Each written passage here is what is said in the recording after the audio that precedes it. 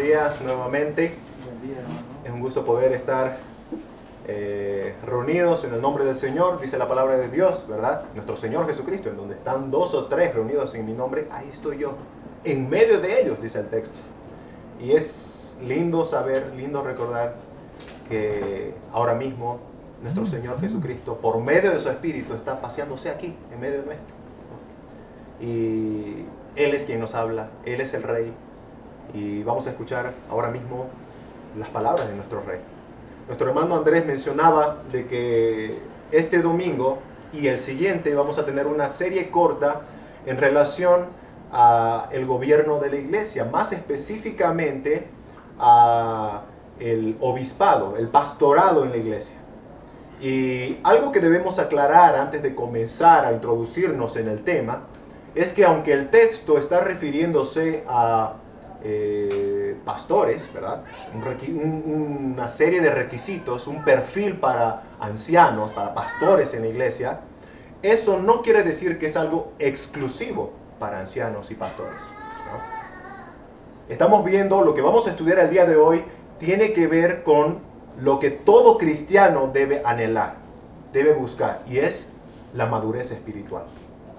Es obvio que el apóstol Pablo está refiriéndose a que un anciano tiene que tener estos requisitos porque debe ser maduro espiritualmente. Pero eso no excusa a que los cristianos no busquemos esta misma madurez. Todos los cristianos tenemos que buscar tener estos requisitos que vamos a estudiar en esta mañana.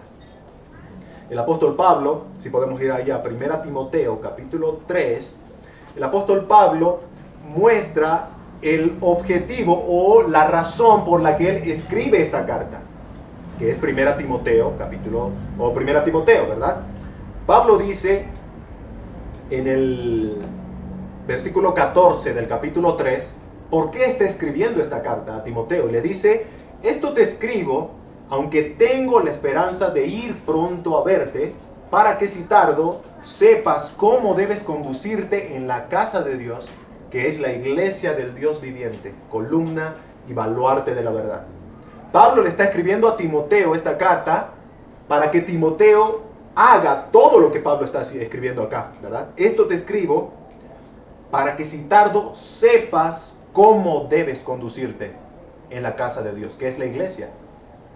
Timoteo estaba recibiendo en esta carta que Pablo estaba escribiendo todo lo que Timoteo iba a necesitar para saber cómo conducirse en medio de la iglesia de Dios. Y es algo que nosotros ahora tenemos para de la misma manera no estar perdidos en qué es lo que debemos hacer, cómo debemos reconocer ancianos, cómo debemos reconocer el liderazgo en la iglesia. Bueno, lo tenemos acá. Pablo lo escribió para que sepamos cómo conducirnos en la casa de Dios. Así que de esta manera vamos a estudiar los oficios en la iglesia local.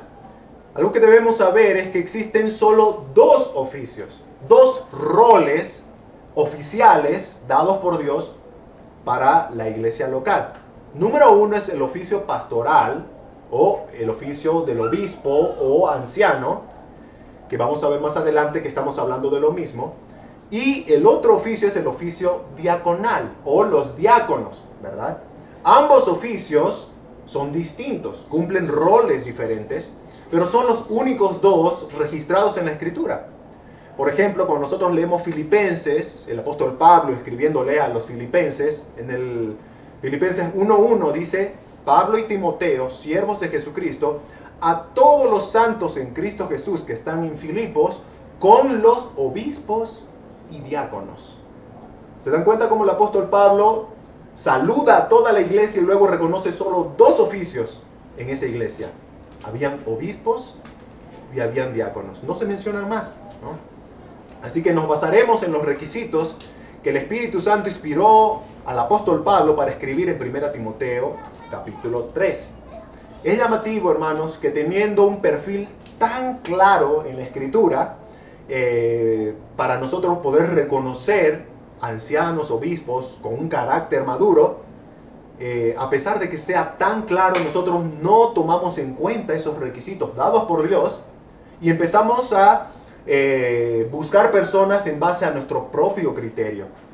Empezamos a buscar personas en base a nuestro propio pensamiento de lo que la iglesia necesita. Y dejamos de lado aquello que está tan claro y tan específico en la Escritura. ¿Cuál es el carácter que un anciano, que un pastor, que un siervo de Dios debe tener? Hemos inventado, hermanos, un nuevo paradigma de liderazgo en la iglesia, en donde al parecer pesan más las experiencias o pesa más la profesión de la persona, pesa más lo terrenal que lo espiritual, ¿verdad? A veces pensamos que para ser ancianos es suficiente saber sobre, por ejemplo, administración de una escuela, ¿no? O administración de una empresa. Decimos, ese hermano es administrador de una empresa, seguro va a ser un buen anciano porque sabe administrar. O esa persona sabe dar órdenes en un barco de guerra, ¿no? Seguro va a ser un buen anciano, un buen líder. Hermanos, ¿se dan cuenta que estas son características terrenales que a veces consideramos? Cuando el apóstol Pablo, inspirado por el Espíritu Santo, muestra más bien características espirituales, un carácter espiritual maduro.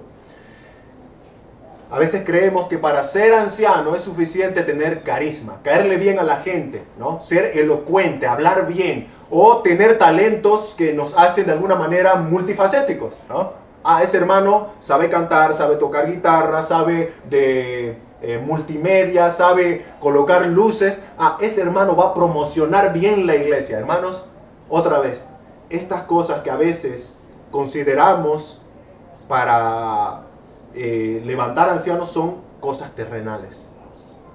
Y se dan cuenta que al hacer esto estamos dejando de lado lo que el Señor ha instituido para que nosotros consideremos a los ancianos. Un carácter espiritual. De nada nos sirve tener toda la experiencia del mundo, tener todos los talentos del mundo, tener el mejor carisma y caerle bien a la gente, si es que no tenemos el perfil que Cristo requiere para sus ancianos, para sus pastores en la iglesia. De nada sirve. En el mundo hay muchas personas con buen carisma, con muchos talentos, pero el Señor no quiere eso. El Señor quiere un carácter espiritual. El día de hoy vamos a comenzar un estudio que vamos a desglosar en 5 encabezados. No vamos a estudiarlo los 5 el día de hoy. Como les digo, es un estudio de 2 domingos. Pero el día de hoy vamos a abarcar el primer punto y la mitad del segundo, ¿verdad? El primer punto es el oficio noble del obispo. El oficio noble del obispo. El punto número 2 es el carácter del obispo, que vamos a ver una parte el día de hoy. El siguiente domingo vamos a ver punto número 3, la administración del hogar del obispo. Número 4, la madurez del obispo. Y número 5, su testimonio con los incrédulos. Ahora vamos a comenzar con el punto número 1, el oficio noble de los obispos. Oficio noble de los obispos, 1 Timoteo 3:1. El apóstol Pablo dice, palabra fiel, si alguno anhela obispado, buena obra desea.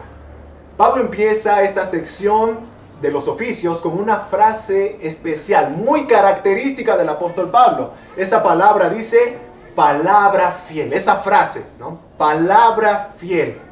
¿Qué significa palabra fiel? ¿Por qué es una frase característica del apóstol Pablo? Bueno, el apóstol Pablo repite esta frase 5 veces en sus cartas pastorales, que son las 2 cartas a Timoteo y la carta a Tito. En esas 3 cartas, Pablo repite esta frase, palabra fiel, en 5 ocasiones. Y en esta oportunidad, en 1 Timoteo capítulo 3, estamos viéndola una vez más. Palabra fiel. Esta frase tiene la intención de anunciar que la doctrina, la enseñanza que se va a dar en ese momento es vital, es de suma importancia para la iglesia, de tal manera que ahora los hermanos tienen que prestar toda la atención posible para escucharla. Eso significa palabra fiel. tiene una connotación similar a la frase de nuestro Señor Jesucristo cuando decía, de cierto os digo, y empezaba a enseñar, ¿verdad? Y sabemos que es una frase característica de nuestro Señor Jesucristo porque la repetía muchas veces en diversas ocasiones y lo hacía exclusivamente para decirles a todos, tomen mucha atención porque lo que voy a enseñar es muy importante. Así que ahora vemos al apóstol Pablo usando una frase con ese mismo sentido. Palabra fiel. Hermanos, atiendan muy bien esto, escuchen muy bien porque lo que voy a enseñar es muy importante. ¿Y qué empieza a enseñar? ¿Qué es aquello tan importante que el apóstol Pablo dice que los hermanos deben atender? 1 Timoteo 3:1 dice, palabra fiel, si alguno anhela obispado, buena obra desea. Si alguno anhela, dice, ¿no? El anhelo es el deseo, ¿no? El deseo por algo. Y ese deseo es algo fundamental para el oficio pastoral. Estamos hablando acá del deseo de ser pastor, el deseo de ser anciano. Pablo dice que es muy importante. Acá hay que aclarar de que cuando decimos que es importante, no estamos diciendo que ya es definitivo. Es decir, que solo porque quieres ser anciano, ya vas a ser anciano, ¿verdad? No es que ya es definitivo el deseo, pero sí el deseo es lo principal, es algo con lo que se empieza. Y es importante anhelar, es importante desear. Algunos están, hermanos, ejerciendo el oficio pastoral por obligación o por presión. Y la Escritura nos va a enseñar de que eso no es bueno. Cuando tú haces algo por obligación, cuando tú haces algo por presión, pero sin desearlo, sin querer hacerlo, no lo vas a hacer bien, ¿verdad? No lo vas a hacer bien. Y la Escritura es tan sabia, nuestro Señor es tan sabio al instruir que cuando alguien haga la labor pastoral, lo haga con el deseo, con el anhelo sincero y puro de servir al Señor en ese rol. Por ejemplo, algunos ejercen el rol pastoral solamente tal vez por la presión de la esposa, si es casado, ¿no? ¿Por qué? Porque en algún momento tal vez la esposa le dice, dale, tienes que ser anciano, ¿no? Y ella le insiste, y el otro no quiere, pero por la presión de la esposa dice, ya voy a hacer. Pero ¿cuál es el afán, no? Bueno, somos seres que luchamos con el pecado. Y en algún momento tal vez en el corazón de algunos piensan que el ser anciano da estatus, ¿no? Da una posición, un reconocimiento, de tal manera que si mi esposo es anciano, entonces a mí me van a reconocer como la esposa del anciano, casi una anciana, ¿no? Una pastora. ¿Se dan cuenta la idea a la que se va yendo?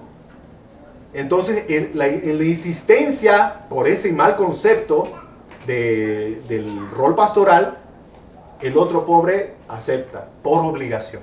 ¿Se dan cuenta? Pero tristemente él no va a hacer una buena obra pastoral, porque está haciendo algo que no anhela, algo que no desea.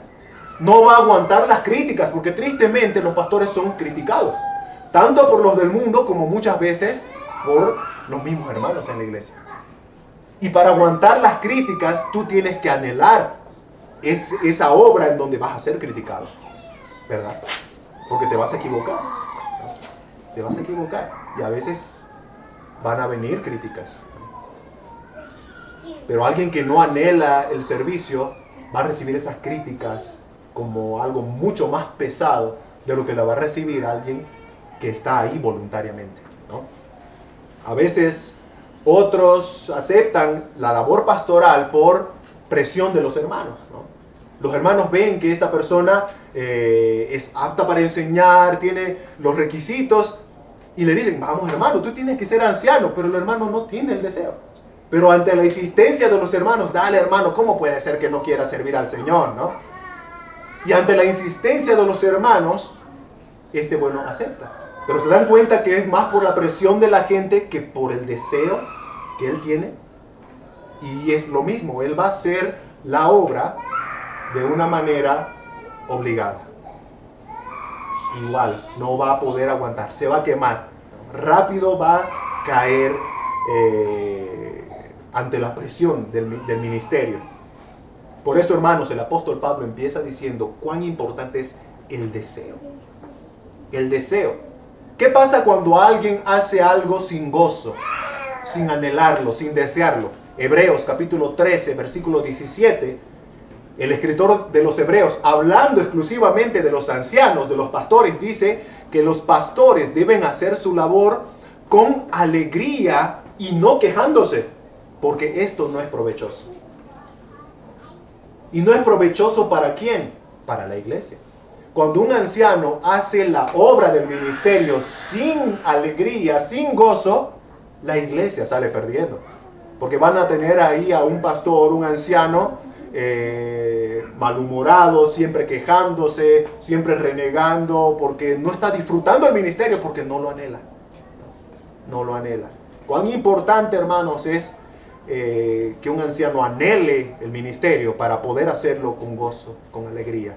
Y que la iglesia salga con provecho en vez de con tropiezo. ¿Verdad? En 1 Pedro 5:2a, el apóstol Pedro, miren, el apóstol Pablo habla de anhelar el ministerio y hacer la obra con gozo, con anhelo, ¿no? Y ahora Pedro, otro apóstol de Jesucristo, dice: apacentad la grey de Dios que está entre vosotros, cuidando de ella, y presten atención, no por fuerza, sino voluntariamente. Entonces Pablo enseña de que este anciano tiene que cuidar la grey de Dios, tiene que ser anciano, tiene que ser pastor, no por fuerza, que nadie lo fuerce, que nadie lo obligue, sino que sea algo voluntario, ¿verdad? Que sea algo que el Señor haya trabajado en su corazón para luego él empezar a mostrar, a expresar ese anhelo que Dios ya había puesto en él. Existen, hermanos, dos tipos de llamados que se complementan mutuamente y que deben existir sí o sí para el reconocimiento de ancianos. Uno es el llamado interno, que es lo que estamos viendo ahora mismo, que se llama el anhelo, ¿verdad? Dios pone en el corazón el querer como el hacer, en su buena voluntad, dice la Escritura. Cuando Dios ha puesto en el corazón de esta persona el deseo genuino de servir a Dios en la obra del ministerio como pastor, como anciano, ese es el llamado interno de Dios, ¿verdad? Pero no es lo único. Luego viene el llamado externo.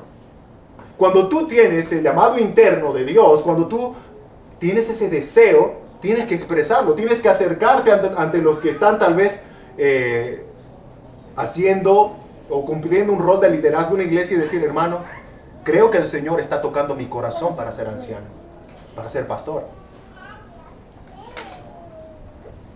Ahora, ¿cómo se afirma ese llamado interno que hay en la persona? A través del llamado externo. Tú estás sintiendo algo, tú estás teniendo un deseo, pero luego eso tiene que corroborarse, tiene que afirmarse con, perdón, con lo que los otros hermanos ven en ti. Si los otros hermanos ven en ti los requisitos que vemos en 1 Timoteo 3, ellos están haciendo evidente que tu llamado interno es verdadero, porque también existe un llamado externo. Los hermanos están afirmando que ven en ti el perfil de 1 Timoteo 3. Llamado interno y llamado externo, conjuntamente. ¿Verdad? 1 Timoteo 3:1 dice: si alguno anhela obispado, buena obra desea. ¿Qué es lo que debe anhelar la persona? Debe anhelar el obispado. Entonces ahora vamos a ver un concepto breve sobre el obispado. ¿Qué es obispado? ¿Qué es esto que debe anhelar la persona, ¿no? Bueno, la palabra obispo viene del griego episcopo, que significa sobreveedor, significa supervisor. Es alguien que está viendo, ¿verdad? Es como un atalaya, es como uno de aquellos que se encontraba en una torre para mirar si venía el enemigo lejos, y ellos eran los que daban aviso luego al pueblo, ¿no? El atalaya, el sobreveedor, el que supervisa. El obispo es alguien que supervisa, que mira al rebaño, que debe estar ahí. Y para hacerlo, como decía hace un momento, debe estar ahí. Increíblemente, a veces creemos que se puede cumplir el rol o la labor de obispo sin estar presente en el lugar, ¿verdad? En la iglesia local, en el rebaño. ¿Cómo puedes supervisar algo si no estás? Si no estás presente. Entonces, hermano, acá vemos algo muy importante, ¿no?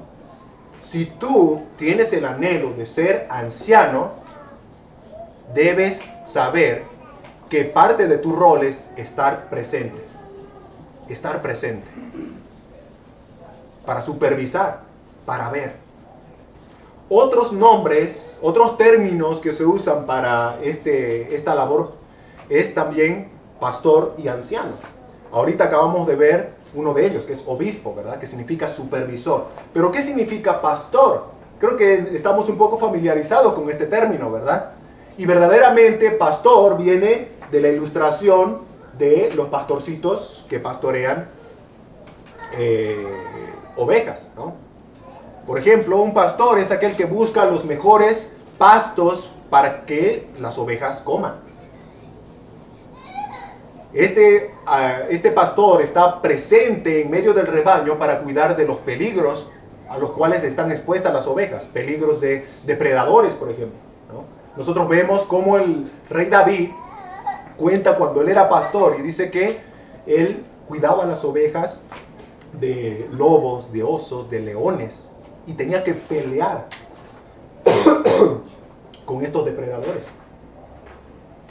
Así que vemos cómo el pastor estaba exponiendo su propia vida por la seguridad de las ovejas.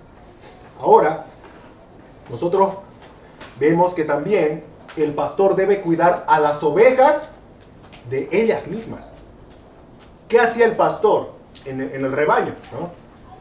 Cuando las ovejas más fuertes estaban lastimando a las más débiles, el pastor debe intervenir y tal vez agarrar a la oveja que está abusando de las otras, ¿no? Y separarla y tener un trato especial con ella hasta enseñarle a tratar bien a las demás, ¿no? Pero se dan cuenta la intervención del pastor para cuidar a las ovejas de ellas mismas, porque muchas veces se lastiman entre ellas mismas, ¿no? Entonces, hermanos, podemos nosotros apreciar, ya llevándolo a la iglesia, ¿no? Esta ilustración de cuáles eran el trabajo de un pastorcito, llevándolo a la iglesia, cuál es el trabajo de un pastor también. Cuidar a las ovejas de que tengan un alimento sólido, un alimento saludable, que es la palabra de Dios, un alimento espiritual.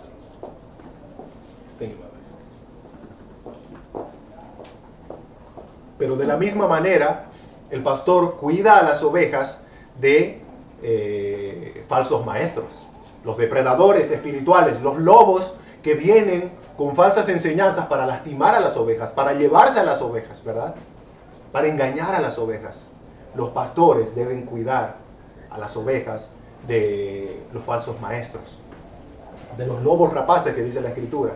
Y es algo que nosotros vemos que está tan claro en la Escritura que cada uno de los apóstoles, de los escritores del Nuevo Testamento, advierten sobre los falsos maestros, y que estemos siempre al pendiente, hermanos. Los pastores deben cuidar a las ovejas del peligro de los depredadores, pero también de ellas mismas, ¿no? Los pastores tienen la potestad dada por Dios de intervenir cuando hay situaciones en donde las ovejas se están lastimando entre ellas mismas, porque ese es el trabajo del pastor: intervenir, aconsejar, guiar a una reconciliación. Trabajo pastoral. ¿Se dan cuenta, hermanos, cuán grande es la labor? Luego viene el otro término, anciano. Hemos visto obispo, que es supervisor; pastor, que es alimentar, cuidar de los peligros de depredadores, etc. Y ahora viene el otro término, anciano. ¿De dónde viene? ¿Qué significa anciano? Bueno, cuando nosotros pensamos en anciano, nos referimos también a eso que se hacía en el Antiguo Testamento, en donde el pueblo de Israel reconocía a los ancianos como personas sabias, en donde podrían adquirir, se podría adquirir consejo, guía, dirección. Pero nosotros entendemos que anciano no es necesariamente una edad cronológica, es decir, alguien que ya pinta muchas canas en la cabeza, ya es anciano. Hermanos, nosotros conocemos y sabemos que muchas veces la edad cronológica no significa necesariamente madurez, ¿verdad? Hay muchas personas que tal vez ya están blancos de cabeza, ¿no? Pero tal vez siguen siendo adolescentes. Hermanos, la edad cronológica no necesariamente significa madurez. Cuando nosotros estudiamos sobre ancianos en la iglesia, estamos hablando de personas espiritualmente maduras que sí tuvieron que tener un tiempo en la fe, de tal manera que esta persona pudo haber ya crecido espiritualmente y mostrado ese crecimiento, esa madurez a través de la prueba, ¿verdad? Entonces sí hablamos de que esta persona tenga ya un tiempo en la fe y que haya evidenciado su madurez espiritual en ese tiempo, pero no necesariamente que sea una persona adulta mayor. Un ejemplo claro es, por ejemplo, Timoteo. Timoteo fue dejado por el apóstol Pablo para ejercer como pastor en la iglesia de Éfeso, y Timoteo no era un hombre adulto mayor, era joven, era un hombre de 35 años cuando comenzó a pastorear. Y por eso es que el apóstol Pablo le dice: ninguno tenga en poco tu juventud, sino sé ejemplo, ¿no? En palabra, conducta, fe, espíritu, pureza. Entonces, hermanos, no estamos hablando de una edad, ¿no? Sino más bien de una madurez espiritual, ejercida o mostrada en un tiempo determinado. Por eso es que un anciano, ¿no? En el término de la iglesia, muestra que ya es alguien sabio para aconsejar con la Escritura. No tiene que ser con su propia experiencia, tiene que ser con la Escritura. A veces podemos cometer el error de decir: es que yo ya he vivido, y a través de lo que tú has vivido aconsejas, pero no debemos aconsejar, depende de lo que nosotros vivimos, sino a través de la Escritura. ¿Con qué experiencia creen que Timoteo aconsejó en la iglesia de Éfeso? Si seguro él, como un hombre de 35 años, no tenía la misma experiencia que un hombre de tal vez 80 años que era miembro de la iglesia en Éfeso. ¿Se dan cuenta? Timoteo, terrenalmente hablando, no tenía mucho que enseñar a un hombre de 80 años. Pero ¿cómo enseñaba Timoteo? Con la Escritura. Con la Escritura. Por eso, hermanos, no debemos nunca salirnos de que, en mi experiencia, ¿no? Sino, ¿qué es lo que dice el Señor? ¿Qué es lo que dice el Señor? Así que la sabiduría de un anciano se mide a través de la Escritura y no de la experiencia propia. Pero lo que estamos viendo acá es que los términos pastor, anciano y obispo hablan de la misma persona, del mismo rol.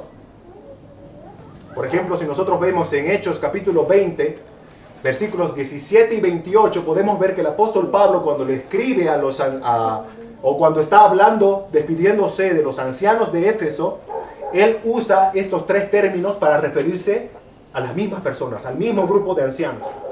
Versículo 17 de Hechos dice: enviando pues desde Mileto a Éfeso, hizo llamar a los ancianos de la iglesia. Ancianos. Versículo 28, Pablo está hablando con estos ancianos y le dice: por tanto, mirad por vosotros y por todo el rebaño en que el Espíritu Santo os ha puesto por obispos. Ancianos, obispos y pastores. Es lo mismo, ¿no? A veces cometemos el error muchas iglesias han cometido el error de inventarse rangos en base a esto, ¿no? Está el pastor, está luego los ancianos, y por ahí está el obispo, ¿no? Como si fueran tres cosas distintas. Y en otros, ya fuera de la iglesia, ya se han inventado otros rangos, ¿no? Se han inventado papas, se han inventado arzobispos, se han inventado cardenales. La pregunta es, ¿dónde está eso en la Escritura? ¿Se dan cuenta que cuando hemos leído la Escritura solamente se mencionan dos oficios? Pastores y diáconos. No hay papas, no hay arzobispos, no hay cardenales. Todo eso es extra bíblico, es invención humana. El Señor nos ha dado los oficios para la iglesia, pastores y diáconos. Ahora vamos a hablar, recuerden que estamos viendo acá en en este punto un poco sobre el obispado, un concepto sobre el obispado. Ahora vamos a ver la pluralidad pastoral. ¿Cuántos pastores tiene que haber en una iglesia? ¿No? Cuando hablamos de pluralidad, nosotros estamos hablando de muchos. No estamos hablando de uno solo. Entonces, de por sí nosotros ya estamos mostrando que creemos que la Escritura muestra o enseña que debe ser más de un pastor guiando, ¿no? Pastoreando una iglesia. Y tenemos el fundamento bíblico. Otra vez, Filipenses 1:1, el apóstol Pablo está escribiendo a los filipenses y dice: Pablo y Timoteo, siervos de Jesucristo, a todos los santos en Cristo Jesús que están en Filipos, con los obispos y diáconos, en plural. Pablo no dice a los santos en Filipo que están con el obispo, ¿no? O con el pastor en singular, no. Se refiere a que en esa iglesia había muchos obispos, muchos pastores. Era un grupo pastoral. Nosotros creemos en la pluralidad pastoral, porque no solamente es algo que la Escritura enseña, sino que es algo saludable para la iglesia. Está bíblicamente comprobado que ser pastor solo tiene muchos peligros. Uno, que vas a estar batallando con toda esta tarea pastoral que ya hemos visto que es amplia, desde alimentar a la grey, aconsejar, intervenir en conflictos entre hermanos, estar defendiendo a la iglesia de los falsos maestros. Es una labor grande para una sola persona, ¿verdad? Entonces, ahí ya vemos que no es saludable para ese pastor. Se va a quemar muy rápido, ¿verdad? Pero también no es saludable para la salud espiritual del pastor mismo. Cuando el pastor está solo, es muy probable que su corazón se envanezca y que tal vez la idea distorsionada de poder y autoridad se le suba a la cabeza y empiece a hacer y deshacer a placer. Por eso, hermanos, no es saludable que una persona pastoree solo, al menos no permanentemente, ¿no? Es entendible, tal vez en el comienzo de una iglesia local, en la plantación de una iglesia, que tal vez el misionero empiece a cumplir un rol pastoral solo. Pero no tiene que ser para siempre. Tiene que llegar a un punto en donde el pastor esté preparando personas que le ayuden a él en el ministerio, ¿verdad? No tiene que ser algo permanente. Entonces, la pluralidad pastoral es algo bíblico. En Hechos capítulo 14, versículo 23, en el contexto en el que el apóstol Pablo terminó su primer viaje misionero, dice que al retorno empezó a visitar todas esas iglesias donde Pablo predicó y, bueno, hubieron creyentes, ¿no? Y se levantaron iglesias, y dice que en cada iglesia empezaron a instituir ancianos. Y es interesante que el escritor, que es Lucas, usa esta palabra, ¿no? O esta frase, en cada iglesia. No dice en las iglesias, sino en cada iglesia. Es decir, individualmente, singularmente. En cada iglesia había un grupo pastoral, ¿no? Ancianos en plural. Ahora, ¿qué es lo que hace que este oficio pastoral sea una buena obra? Porque como dice nuestro texto, ¿no? Si alguno anhela obispado, buena obra desea. ¿Qué es lo que hace que esto sea una buena obra? En los tiempos del apóstol Pablo, cuando el apóstol Pablo escribió esta carta, se vivía una continua persecución a la iglesia. En esos tiempos estaba como emperador el emperador Nerón en Roma. Entonces nosotros ya hemos hablado un poco sobre Nerón, ¿verdad? Y cómo Nerón era sanguinario con los cristianos, a tal punto en donde agarraba a los cristianos vivos, los ponía como antorchas vivientes para alumbrar sus calles, ¿no? Y así los torturaba, los mataba. Ese era Nerón. En ese contexto es en donde Pablo escribe sus cartas a Timoteo. ¿Y quiénes eran los primeros en morir en medio de la persecución cuando llegaban los soldados romanos, ¿no? Por órdenes del emperador, persiguiendo a los cristianos? De una manera estratégica, los primeros en morir eran los pastores, los líderes. Porque así como en los tiempos del Señor Jesucristo, ¿verdad? En donde decían, matemos al líder y todos los seguidores se van a dispersar, van a desaparecer. La idea era la misma. Matemos a estos que están guiando, dirigiendo a estos grupos. Entonces los ancianos, los pastores eran los primeros en morir. Y todos sabían eso. Así que anhelar ser anciano era literalmente anhelar estar expuesto a morir por las ovejas de Cristo. Por eso Pablo dice, es una buena obra. El que anhela esto es una buena obra. Buena obra desea. Estabas anhelando literalmente algo que podría ser tu sentencia de muerte. Pero lo que puedes apreciar acá es ese deseo genuino de la persona que quería ser anciano de dar su vida incluso por las ovejas de Cristo. Eso mostraba el amor que Dios había puesto en el corazón de esta persona por esas ovejas. ¿Se dan cuenta, hermanos, cómo entonces debemos reconocer cuando el deseo de esta persona es genuino y cuando es solamente un simple deseo de ser jefe o un simple deseo de tener una posición, un estatus ante la iglesia? ¿Verdad? Cuando piensan que es solo una posición en vez de que es una buena obra. De esta manera, hermanos, vamos a entrar a solamente una partecita de nuestro segundo punto que lo vamos a continuar el siguiente domingo, ¿no? Segundo punto, el carácter del obispo. Hasta aquí habíamos visto que hay que tener anhelo para ser anciano, pero que no es suficiente. Tiene que haber un reconocimiento externo también de las personas, ¿verdad? El llamado interno y el llamado externo. Hasta acá acabamos de ver un poco lo que es el llamado interno. Cuando la persona anhela, desea y expresa ese deseo y dice, yo quiero ser anciano. Creo que el Señor ha puesto ese deseo. Muy bien, hermano.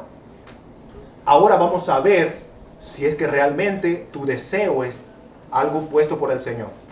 Y empezamos a ver los requisitos. Lo que va a ser el llamado externo, ¿no? Entre los requisitos para los obispos, ahora vamos a entrar a esta sección en donde se estudia el carácter de la persona que quiere ser anciano, que quiere ser pastor. Se estudia el carácter. Hermanos, ahorita vamos a ver, leyendo, que el apóstol Pablo no le está poniendo énfasis en sus talentos de esta persona, o en las habilidades que tiene, o en su profesión, sino ni siquiera en lo carismático o en lo simpático que es esta persona, si le cae bien a todos. Le va a poner énfasis en el carácter. En el carácter. Así que de forma breve vamos a ver los requisitos de los ancianos, ¿no? Primero hay que recalcar también que el apóstol Pablo dice que estos requisitos son necesarios. La Escritura dice ahí en 1 Timoteo 3:2, pero es necesario. La palabra necesario significa necesario, que es algo primordial, algo esencial. Por ejemplo, cuando nosotros leemos en Juan 3:7, nuestro Señor Jesucristo está hablando con Nicodemo, que lo fue a visitar de noche. El Señor Jesucristo le dice, no te maravilles, Nicodemo, de que te dije, os es necesario nacer de nuevo. Eso quiere decir que nadie puede entrar al reino de Dios si primero no ha nacido de nuevo. Es algo que no se puede saltar. El nacimiento por la fe en el Evangelio de Jesucristo es esencial, es primordial para luego poder decir que vas a entrar al reino de Dios. No puedes entrar al reino de Dios si no has nacido de nuevo. La enseñanza de Jesús es clara, ¿verdad? Y él usa esta frase, es necesario. Ahora, el apóstol Pablo está usando esta misma palabra para referirse a los requisitos del obispo. Nadie puede ser anciano si primero no tiene este perfil. Eso es lo que está diciendo el apóstol Pablo. Es necesario. ¿Qué cosa? Y dice que sea irreprensible. Puede ser que sea una palabra muy grande para muchos, ¿no? Irreprensible. Pero esta palabra viene de la palabra reprochar, ¿no? Reprochar. Alguien que es reprensible es alguien que es acusable. Que tú tienes muchas cosas por qué acusar a esa persona. La palabra irreprensible significa que esta persona no debe ser acusable de algo. aquí también hay que explicar que irreprensible no significa perfecto. No hay nadie perfecto en esta tierra, ¿no? No hay ningún ser humano que pueda decir yo soy perfecto, a excepción de nuestro Señor Jesucristo, que es el Verbo encarnado, ¿verdad? El único hombre perfecto que existió en esta tierra fue Jesucristo, el Verbo encarnado. Pero no hay nadie más. Entonces se entiende de que Pablo no está hablando acá de perfección, porque no hay nadie perfecto. Pero sí está hablando de alguien inacusable, intachable, recto, justo en sus relaciones con los demás, en su conducta. Es alguien que no levanta sospechas de maldad. Hay un escritor estadounidense llamado David T. M. y él habla al respecto y dice, ser irreprensible no significa que mantenga una perfección sin pecado, no. Significa que por su conducta y comportamiento a lo largo del tiempo se ha ganado el respeto y la admiración de los demás. Vive una vida digna del llamado de Dios. No es alguien perfecto, pero sí alguien que lucha y que se nota que tiene una vida piadosa, ¿verdad? Y así se ha ganado el respeto y la admiración de las personas, de los hermanos. Hermanos, podríamos nosotros entender este requisito, la irreprensibilidad, como una rampa de lanzamiento. Ustedes vieron, ¿no?, que a veces en una carrera de motos, por ejemplo, ponen una lomita de tierra, ¿verdad? De tal manera que cuando viene la moto y salta por esa loma, sale volando por los aires. Esa loma hizo de rampa de lanzamiento para la moto, de tal manera que ahora esa moto puede elevarse. La irreprensibilidad es la rampa de lanzamiento de los requisitos para el obispo. De tal manera que la irreprensibilidad hace que todos los demás requisitos que vienen después, marido de una sola mujer, sobrio, prudente, decoroso, hospedador, etc., vengan y salten por encima de esta rampa, la irreprensibilidad, y ahora sí puedan cobrar impulso. Si nosotros no tenemos irreprensibilidad, todos estos demás atributos quedarán ahí, en el aire, ¿no? Sin sentido. Porque una persona irreprensible tiene la confianza de la congregación.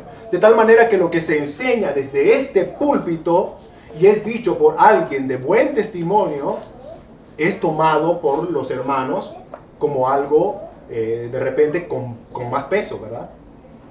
Pero ¿qué sucede si es que estamos hablando de alguien reprensible? De alguna manera ya pierde credibilidad lo que dice esa persona, ¿verdad? Y muchos ya van a poder usar como excusa, pero que dice si esto y esto, ¿verdad? Y tristemente pasa. ¿Se dan cuenta por qué es tan importante la irreprensibilidad? Es una rampa de lanzamiento para los demás requisitos. Así que, hermanos, algo que tal vez podemos decir para terminar en este tiempo y continuar el siguiente domingo con este tema, es que, hermanos, a veces nosotros nos comportamos, como decía al principio,